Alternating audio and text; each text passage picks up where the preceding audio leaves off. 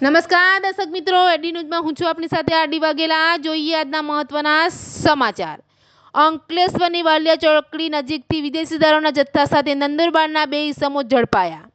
અંકલેશ્વરની વાલિયા ચોકડી નજીક B division પોલીસે વિદેશી દારૂના જથ્થા સાથે નંદુરબારના 2 ઇસમોને ઝડપી પાડી ₹66,000 ઉપરાંતનો મુદ્દામાલ કબજે કરી વિદેશી દારૂ ભરી આપનાર અને મંગાવનાર ઇસમોને વોન્ટેડ જાહેર કરી કાયદેસરની કાર્યવાહી હાથ ધરી છે।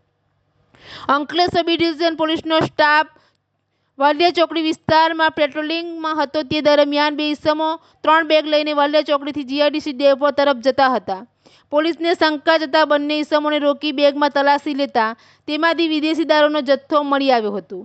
પોલીસે બંનેને પૂછતાછ કરતા તેઓ મહારાષ્ટ્રના નંદુરબારના સુરેશ મદન પાવર અને આયુષ રાજેશ તિલાંગે હોવાનું જણાવ્યું હતું। પોલીસે બંનેની ધરપકડ કરી ₹56,600નો વિદેશી દારૂનો જથ્થો, 10,000ના 2 મોબાઈલ મળી કુલ ₹66,600નો મુદ્દામાલ કબજે કરી વધુ પૂછપરછ કરતા વિદેશી દારૂનો જથ્થો નંદુરબારના જીતુ શિંદેએ ભરી આપ્યો હતો અને ભરૂચની ધોળીકુઈમાં રહેતા રામ નામના ઇસમે મંગાવ્યો હોવાનું જણાવ્યું હતું। પોલીસે ગુનો નોંધી જીતુ શિંદે અને રામ નામના ઇસમને વોન્ટેડ જાહેર કરી વધુ તપાસ હાથ ધરી છે।